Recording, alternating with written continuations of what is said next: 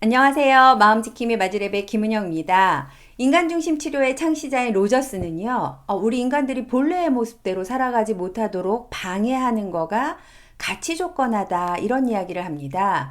가치조건화, 이제 쉽게 말씀드리면 우리가 어렸을 때부터 들었던 너 엄마 말을 잘 들어야지 착한 아이지, 공부를 잘하면 훌륭한 사람이 되는 거지, 만일 네가 착한 행동을 하면 그러면 나는 너를 좋아한다?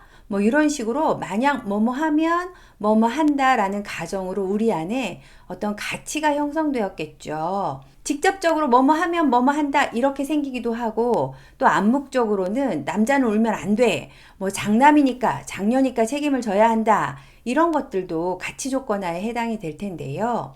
우리 개인들이 있는 모습 그대로 인정받는 것이 아니라 외부적인 어떤 조건들, 특히 이제 부모님이나 중요한 타인들이 부여해준 가치에 부합되는 행동을 했을 때 내 존재 자체를 인정받게 되는 거, 이거를 가치 조건화라고 합니다. 대부분 부모님이나 중요한 타인들에 의해서 형성이 되게 되는데요. 의식적으로 그분들이 이런 가치를 심어줘야지 이렇게 작정하고 하신 것은 아닐 테니까 우리가 그분들을 원망하는 것도 좀 어렵겠고, 어떤 사회나 가족, 어떤 조직이든지 이제 상호작용하면서 어쩔 수 없이 생겨나는 부분들도 있는 것 같아요. 어쨌거나 이런 가치 조건으로 형성된 내용들이 이제 우리를 은근히 많이 괴롭히는데요. 내가 무능하면 이제 존재 가치가 내가 좀 없어지는 것 같죠. 시험을 망치면 내가 좀 쓸모없는 사람 같고, 또 내가 어떤 일에서 실패하면 하나님도 나를 좀 싫어하실 것 같고, 이런 것들이 이제 모두 이렇게 가치 조건화로 형성된 믿음일 겁니다. 그래서 기능을 잘하면 좀 더 귀한 사람, 좀 더 존재감 있는 사람인 것 같고, 그런데 사실은 아니잖아요. 특히 기독교적인 가치관하고는 굉장히 다름에도 불구하고 내가 나를 판단할 때도 또 남들을 판단할 때도 이런 가치체계가 이렇게 적용되고 있는 게 우리의 현실인 것 같아요. 그냥 내가 일을 좀 못하면 나 좀 무능해, 그거는 그렇다고 내가 귀하지 않다고? 그건 아니지, 무슨 소리야, 이렇게 스스로 말할 수 있으면 참 좋겠는데, 막상 실패했어, 또 시험에 떨어졌어, 또 상사한테 당신 일을 왜 이렇게 못해, 이렇게 막 야단을 들었어요. 이럴 때 내가 막 마음이 한없이 바닥으로 가라앉게 되잖아요. 실패하고 일을 좀 못해도, 좀 무능하고 공부를 좀 못해도 내 존재의 귀함의 여부가 달라지는 거는 아니라는 거. 거꾸로도 마찬가지입니다. 우리가 좀 똑똑해, 발표를 잘했어, 어떤 일을 굉장히 뛰어나게 잘했어, 그렇다고 남보다 더 귀한 존재가 되는 건 아니잖아요. 이론적으로는 알겠는데 나도 모르게 내 안에 이렇게 가치 조건화된 것들이 나를 막 괴롭혀. 그러면 어떻게 하면 좋을까? 제가 드리는 팁은, 먼저는 내 안에 가치 조건으로 형성된 것들이 뭐가 있는지를 알아야 된다는 거예요. 그렇게 형성된 가치 조건화된 믿음들이 도대체 어디서 왔나, 이걸 찾아보시고, 그리고 그 가치 체계가 맞는 거야? 진짜 옳은 거야? 이렇게 살펴보는 게 필요하죠. 최근에 제가 어떤 분 만난 분이, 난 발전을 해야 되는데 발전하지 못하고 침체되어 있고 쳇바퀴 돌고 있는 내 자신이 너무 한심해, 너무 게을러 보여요, 내가 쓸모없는 사람이 된 것 같은 기분이 듭니다, 이런 얘기를 하시더라고요. 이분의 경우에는 발전해야지 가치 있는 사람인가? 이런 것들을 좀 찾아보셔야 될 것 같아요. 발전하지 않으면 내가 가치 없는 사람이 되는 건가? 도대체 이런 생각은 어디서 왔지?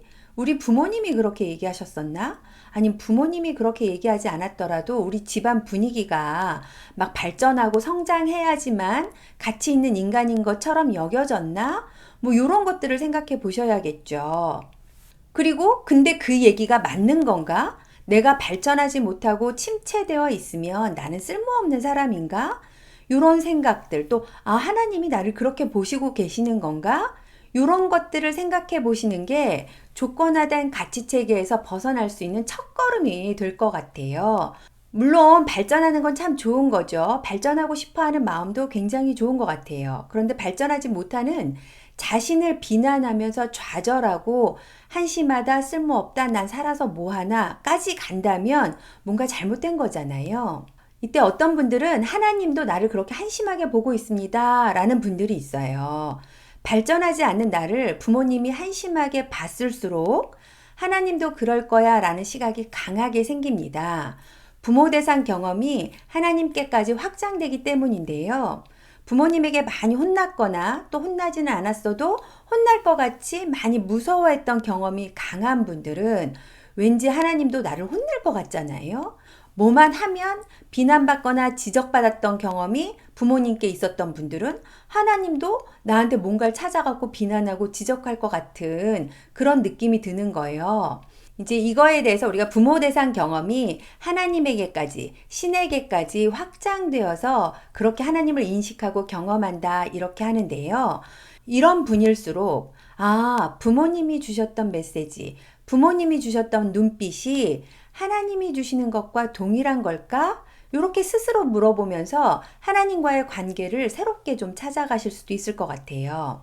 심리 상담을 할 때는요, 이렇게 같이 조건화된 증상들에 대해서 상담자가 세 가지 태도를 가지고 내담자를 좀 대해주면 탈가치 조건화를 할 수 있다고 합니다.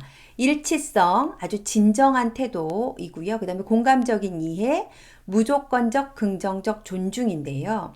여러분이 상담자를 만나지 않더라도 내 스스로가 나에 대해서 좀 진정성 있게 그럴만 했겠네. 또 이렇게 공감적인 태도를 보이면서 그리고 어떤 평가나 비난을 하지 않으면서 내 자신을 좀 대해보시면 우리를 괴롭히는 그 조건화된 가치들로부터 조금이나마 벗어날 수 있을 것 같습니다. 발전해야 한다고 하시는 분은 내가 발전하고 싶었나 봐. 발전해야 우리 부모님에게 인정받을 수 있을 것 같았나 봐. 그러다 보니 내가 발전하지 못할까 봐 많이 불안했구나. 얼마나 힘들었을까? 내가 그러고 있었구나. 발전하면 좋겠지만 그러지 못해도, 즉 내가 발전하지 못해도 하나님이 나를 귀하다고 하실 건데 이런 마음의 소리들이 좀 생겨나면 우리가 오히려 발전할 수 있는 힘이 더 생길 수 있잖아요. 오늘도 이렇게 마음과 생각을 지켜서 평안하시길 바랍니다. 감사합니다.